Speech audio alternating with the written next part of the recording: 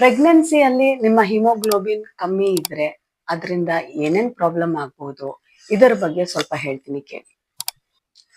ಪ್ರೆಗ್ನೆನ್ಸಿಯಲ್ಲಿ ನಮ್ಮ blood almost 40% ಜಾಸ್ತಿ ಆಗ್ತದೆ. ಈ 40% ಜಾಸ್ತಿ ಆಗ್ಬೇಕು ಅಂತ ಅಂದ್ರೆ ನಮ್ಗೆ ರಾ ಮೆಟೀರಿಯಲ್ಸ್ ಬೇಕಾಗತ್ತೆ.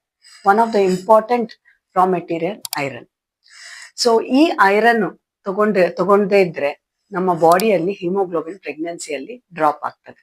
ಸೊ ಹಾಗಾಗಿ ಐರನ್ ಟ್ಯಾಬ್ಲೆಟ್ ಡೈಲಿ ತಗೊಳ್ಳೋದು ಬಹಳ ಇಂಪಾರ್ಟೆಂಟ್ ಆಗುತ್ತೆ.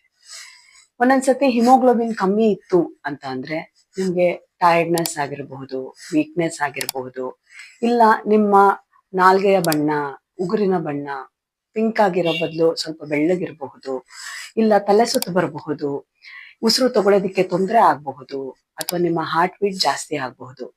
ಸೊ ಈ ತರ ಎಲ್ಲ ಪ್ರಾಬ್ಲಮ್ಸ್ ಅನಿಮಿಯಾ ರಿಲೇಟೆಡ್ ಇರ್ತದೆ.